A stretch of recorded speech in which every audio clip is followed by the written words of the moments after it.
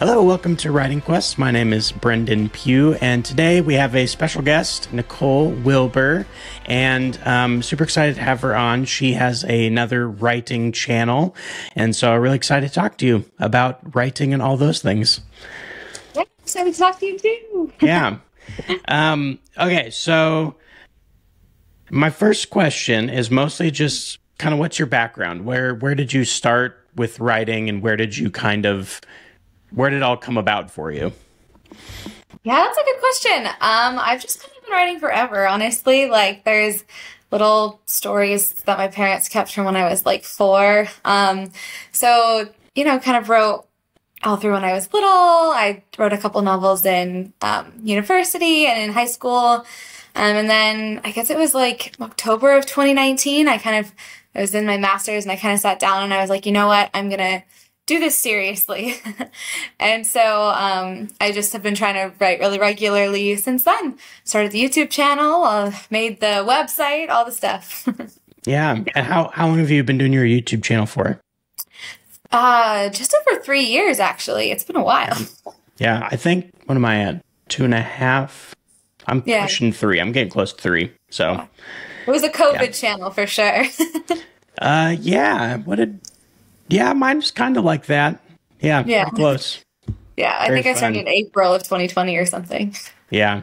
Yeah, that was a weird time for sure. My when we started this one, my brother was living with me, and then we kept talking about it, and then finally decided we ended up doing it, and so that's a whole thing for later. But Nice. so you've been writing for quite a long time, sounds like, but start taking it seriously. What do you like? What are you working on right now? What's kind of your main things you're doing? Yeah, the main thing, I have this YA action adventure heist book that I've been working on for almost 2 years, 18 months-ish. I'm actually doing a round of beta readers on it right now, so I have a couple people who finished, 1 or 2 people just finishing it up. And I think I might be getting close to querying it. The feedback's been pretty good. I have some things to fix, or some things to spruce up. Obviously, there always is, but Yeah. um, What's the quote? Art is never finished; it's just abandoned. Is that what yeah, it is? totally. Yeah, I have a Hmm. friend who keeps texting me being like, "You just have to do it." I'm like, I know, Yeah, I know. that's great advice. Thank you. Like, just do Yeah, it. Yeah. for Very cool. sure. Yeah, so that's the main thing. And then obviously, I also do a little bit of playwriting too. I don't talk about that too much on YouTube, but Oh, I'm doing nice. like a cool play workshop thing with a theater in Canada right now. That's really cool. Yeah, so I grew up like all through, junior high and high school and all that stuff. I did all the plays and musicals, and I was the tech guy. I wasn't actually in it, but and I hadn't done any of that for a real long time, and then we just recently like we went and saw The Lion King came through town where we were at, and like we went and saw some shows, and I thought, man, I really missed this whole like thing. That's like Yeah. a whole new world of writing. Hmm.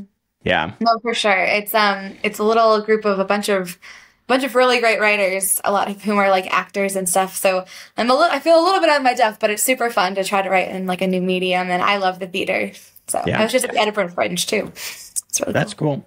Yeah, and it's good to be I mean, I always feel out of my depth, but it's good to like kind of be in that where you can, you know, be pushed in different things like that. Yeah, totally. Yeah. Cool. Do you have like so that's what you're working on. That's really cool about querying and being pretty close to all that. Writing group that I'm in, a couple people are like close to that. And so it's Yeah. pretty fun to see all that happen. Yeah, I mean, we'll A little see. nerve wracking. Very much so. You never know what's going to happen, right? I think a lot of people, it takes a couple of books to get traction. Some people it doesn't. Who knows? So Yeah. it'll be good to at So least try it, though. for sure. So are you, because there's a lot of talk right now about self-publishing versus the traditional Yeah. route. Are you wanting to do the traditional route, or are you open to both, or what's kind of your thoughts about all Yeah, that? it's a really good question. I am very kind of focused on the traditional at the moment, and The reason for that is mainly because I don't read a lot of self-published books. And so I think that I would need to spend a couple of years reading self-published books before I tried to do that. I'm not very familiar with the marketplace. I mostly, you know what I mean? So I feel like I couldn't write for that without knowing more about it. So we're going to see. We're going to try traditional, and like my focus and a lot of the decisions in the book have been kind of around thinking of traditional publishing. But, I love writing. So eventually, if like it seems like that's not going so well, I'd maybe try to move over, but very focused on traditional right now. Yeah. Yeah, it's kind of an interesting world. I mean, I'm currently thinking I'll want to self-publish just because I like the creative control. I'm kind of like, I don't want people jumping in and messing with stuff, Totally. But I mean, open to the creative process, but you know how it can be with that kind of thing. And so, I don't know though, because it kind of like, if you don't have an audience of any kind, how do you sell it? Who do you sell it to? You got to figure out all the marketing stuff. Like it's a whole, you're doing it all by yourself kind of a thing. Yeah. And so, it's tricky, right? And I think about that with YA a little bit too, because that's primarily what I write. And I wonder, again, I don't know very much, but I wonder how big, like, you have self-publishing for YA, because I think a lot of books get into teenagers' hands through libraries, through school libraries, through whatever it is. And so I don't know how much those intersect. And anyways, maybe if there was an adult thing or like a kind of different genre, it would be a little bit of a better fit for that market. Yeah. Yeah, that's a great point about library. Like, because unless you have a librarian who's looking for self-published things, you're not necessarily going to get in those rotations or anything. Exactly, yeah. Yeah. Not that you have to go through a library or school, but it seems like for discoverability for kids. Yeah. I'll just walk into my local library and just be like, please put this on the shelf. Please. Please. You want this book? I'll sign it for you. Right. Yeah. Oh, that's great. So what's your work? Libraries love programming and that kind of thing. Yeah, for sure. So do you have like a specific process that are you an outliner? Are you a pantser? Do you kind of a mix? Like, yeah, I definitely outline. I like to do a lot of kind of pre-work. I'm about to start because when you're querying, they recommend starting something else. So I am starting to start a new project. I'm like, I don't remember how I've done this before, like starting something new. So I definitely do outline, but I also feel like, and I really hope this isn't my process forever, but I've always had to like write the book, give it to an alpha reader, and then basically just like then outline really well and like overhaul it. Hopefully, like the more I learn about story structure, I don't have to do that because I hate drafting. Yes. And I really like revision, and having to draft it twice is so annoying. But that's what it's been so far, is like I outline and then I try to write it.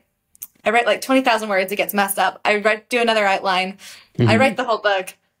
It's bad. I rewrite it again, and then we have something to work with. Yeah.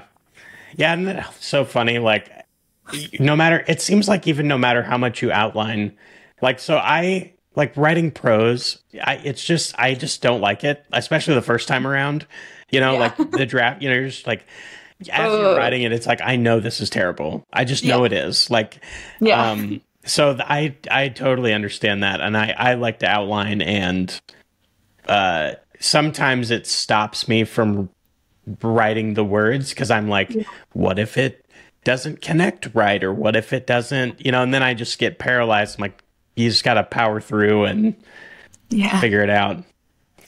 Yeah, I've heard some authors. I kind of grew up on Ally Carter, the kind of YA spy and that kind of thing. And her process was she would write everything as a screenplay first. And that's interesting to me because the first draft that I do is like figuring out the story.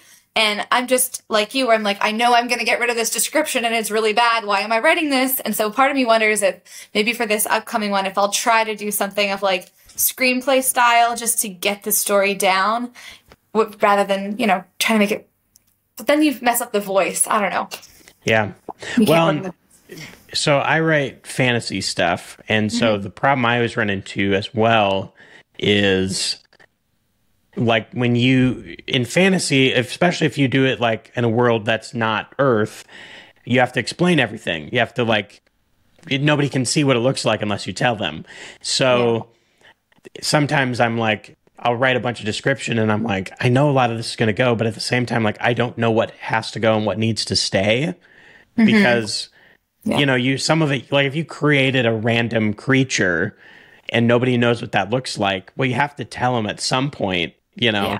So it's like a weird balance of, you have to give just enough so they actually know what they're supposed to be imagining, but you can't bog it down too much. And yeah. I have that it's much less of a problem, but the protagonist of my book is a violinist, and she really wants to be first chair of this orchestra. And then she ends up going on heist. So like things really take a turn. But a lot of my beta readers are like, I don't understand. What is first chair? And I'm like, I don't know how to communicate this without like you know, info dumping. And it's the big part of the first part of the book. I'm like, how do I not have like a paragraph that just explains it? And maybe you have to in some points. Right. But it is a tricky one to balance. Like, how do I convey the information without, Yeah. Well, I'm a musician, so I know what first chair is. So you won't have to explain it to me. Perfect. Yeah. That's fun. Yeah. The process thing is always, it's just interesting. And for me, I knew nothing about writing when I started writing. I didn't ever do that. And so as I've done it, now I'm getting into where like, I kind of know how I like to work. Yeah. You know? But yeah, that prose is, I always get really tripped up because I get through that outlining stuff and then I'm like, yeah, it's not quite right. Or what if I don't? That's always my big, my big hang up for sure. For sure. Yeah. Nice. So we kind of talked about this a little bit, but do you have any like specific goals for your kind of writing career / your channel, perhaps? Ooh. This is a good question. I mean, obviously I would love to be traditionally published. I think, like my goal in that thing is to be like read by teenagers, basically. And I really like writing for that demographic and super fun. So, and then, you know, YA attracts people in their 20s and up too. So that's great. But I would love to like, I don't know, get emails from readers or something, people who liked the book. Right. So that's one goal, publishing wise. And I would obviously love to like end up having like, you know, publishing a lot and continuing it for a while. I'm still fairly young. So, you know, there's a possibility that even if it took 10 years, I could still have a career in, you know, publishing in traditional writing. So that would be really cool. My channel, I think my goal is really just to keep connecting with other writers. I haven't been able to do this so much, but I love like analyzing stories and like figuring out why I liked them, or like getting deep into story structure and being like, well, if you maybe changed this thing here, it would maybe be like a stronger climax or a stronger scene. So just getting to dig into that kind of like nerdy stuff. I want to do more of that for sure. The collaboration, which we talked about kind of offline, and then that sort of like more in-depth kind of look at story would be super cool. Yeah, I love that's been I guess I knew this would happen with the YouTube channel stuff, but like connecting with people has been really fun. Like I'm starting to get I get some regular comments from regular people, and so you're kind of like start to get to know them through that, and then like being able to do this kind of thing, like just meeting people, and it's nice to know you're not alone too, like because it can be very, you know, you're all on your own and feels very isolating, and then you're like, oh, everyone else who's trying to do this is having same struggles and stuff.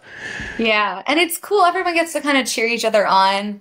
There's a couple of AuthorTubers who started their channels very similar timing as me, and like seeing them go through their beta reader round or like, you know, finishing the third draft or whatever. It's so exciting to just get to be a part of that journey. It's very fun to, well, and I just like cheering on independent creators. I think, you know, especially like our world with like the Hollywood strikes are happening, like Hollywood movie studios are like really nuts right now. That I think we're just at a really good time for like other people to start creating and being out there. And so a channel I follow is they just started releasing a comic book, or they were like doing a Kickstarter and stuff. Yeah. And so I just love to see that. Like, I just love seeing that. That's really cool. I'm not supposed to be asking you questions with this one, but have you played around with the idea of doing any sort of serialization online or things like that? Yeah. So, like, what do you mean? Like doing like publishing parts online, or? Yeah. So actually, when this channel, and we can dive into the history of this later, when my channel first started, I started with my brother. Like I said that before. We were actually posting it on Wattpad. So we were doing it kind of like, our thought was, because we called it Writing Quest, so as to show our writing quest. We're on a quest to write a story. Oh, that's cool. So we were going to show like kind of every step of that. Like, this is all the drafts as we do them. And obviously we kind of got away from that because that's quite a lot to... The thing that I didn't... you probably relate to this. The thing I didn't realize when starting the YouTube channel was about writing was that I would also have to write. So like, because like doing YouTube is its own creative endeavor, but you also have to like write to feed the creativity of doing the YouTube channel, you know? Yes. It's a lot of creativity to pull out of yourself. Yeah. Sometimes it's nice though, because you're like, I have nothing to film. I better do something. Yeah. Something writing related. Yeah. Well, and that's why I branched out into some other stuff, talking about story structures. And, you know, I like to, sometimes I just do random reviews of things too, just because, I don't know, maybe my subscribers get annoyed by that because I don't always stick to the same thing, but like, whatever. No, I think it's good to experiment. Yeah, I asked because literally this morning I was doing a ton of research on Substack and like people who've had success either talking about like writing or doing like serializations of short stories, and it's pretty cool. Like every author I like follow has like switched over to Substack for their newsletters, so anyways, it's just something that was on my mind. Yeah, I was doing a newsletter on Substack for a little while, and I moved it over to ConvertKit because I have some Notion templates for writers that I have available. And so that's what I saw. Sorry, that's the content that I love that. Yep, I've used that. Which it's expanded, so we could talk about that for sure. Cool. I was wanting to, when people download those templates, move the the email addresses over, and it was easier with ConvertKit, so that's a whole random thing. But cool. Yeah, well, that's cool. So you have one that you're writing, finishing up, and hopefully querying soon. Yes. You started another one. Do you have like? I'm assuming you do have like a notebook's worth of just ideas and different. Do you have like a bunch of half projects lying around everywhere? Oh yeah, of course. Notebook right here, just with like all the notes for the upcoming one. I think I know what I'm writing next, but I have like two other ideas that are kind of on the back burner that I think I might like give a little bit more time to, just in case. But I think I'm going to go with what I'm going to go with. But yeah, like everybody, it's like I have a note running on my phone. I have like a Notion document. I have my notebooks. Yeah, my fantasy world stuff is like, I can do, like, I've got comic book ideas, I've got short story ideas and novellas. It's like, so I'll probably never be able to write it all, you know? Yeah, but I can't help as I'm writing a sentence, I'm like, oh, there's another idea. I'll just put it over here. And I know. Yeah, there's so many listed. And the thing that really bugs me is it's really only plays that I have this issue with, but I have a bunch that are just like not fully done, but have like, like 30 pages of scenes, but they're just not cohesive in an order. And it's one of those things where it's like, ooh, I just want to feel like it's finished, but then you have all these other ideas. So yeah, it's worse with me for that than with novels. I think because it takes less time, but clearly not. Yeah. Well, that is an interesting thing. I've found it feels like the same amount of work to create the story, whether it's like a short story or a novel or for some reason, creating the story still feels like almost the same amount of work. Yeah. No, totally. I think in terms of just like getting to know the characters really well and making them feel like real people in the setting and whatever plot twists you have and setting up the clues, all of that is not even, it has nothing to do with even your writing style. That's like, you have to do all of that and then put it down. I totally agree with that. Yeah. Yeah. Yeah. Because I've worked on I have a few short stories that I've worked on, and I remember like figuring out all the characters and doing all the stuff. And then I wrote, like the 1-page short story. I'm like, that's it. Maybe I should. That was a lot of work to just do the one little, and then they always expand because I can't help myself. But that's super cool. I honestly just did the same thing. I have a short story I wrote in January off a Readsy prompt, and I'm turning it into a play. Nice. So it's spinning on. Yeah, it's fun to do that though, to take the little bits of writing and grow them. Yeah, it's always funny when I saw something it was like a meme, but it was basically talking about characters really do take on a life of their own, and so it's funny. It's so funny how I remember texting my brother this a lot, where I'll be writing and I'll be like, well, I wrote today and the story just really changed. I don't know what happened. I didn't do it. I just kept following where I was going, and all of a sudden it was totally different than what I had written down, Yeah, absolutely. It's been funny. I think I haven't realized what a fully fleshed out character really feels like until this book. Because it has gotten to the point where I feel like I know at least my main character so well, and then I look back at earlier drafts and I'm like, oh, I knew nothing, and then once you get to that point, it's like everything kind of goes out from there. It's been really cool to experience that. Yeah.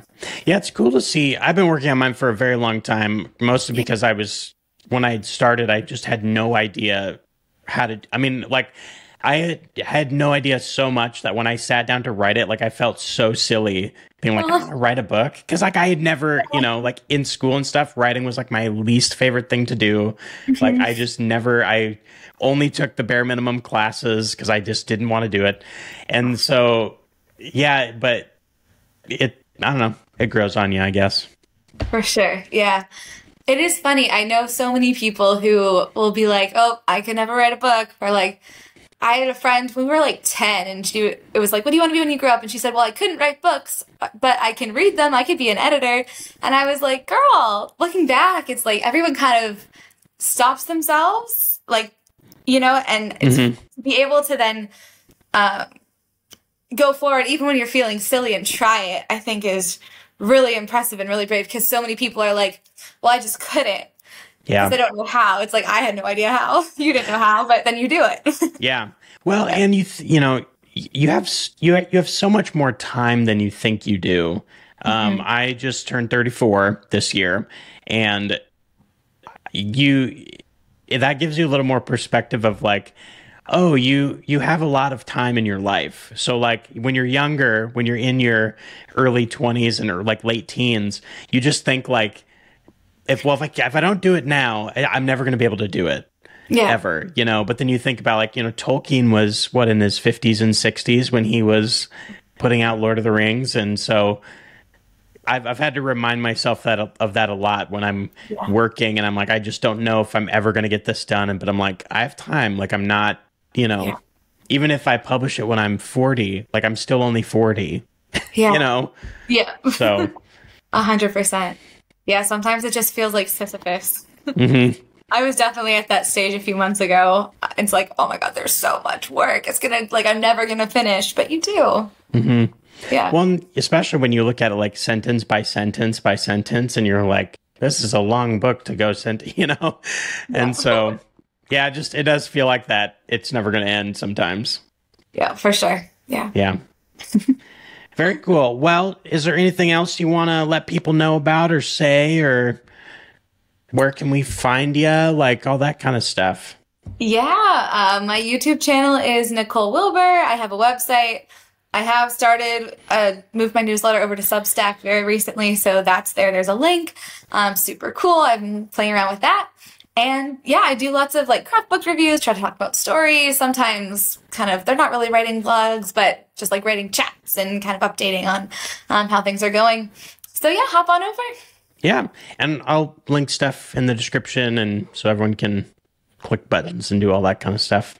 We love to click buttons. Yes, we do. Man, YouTube is a rabbit hole, isn't it? Yeah. Yeah. Well, it was really great to talk to you. And yeah, thanks for having me. Yeah. We'll see everyone next time on Writing Quest.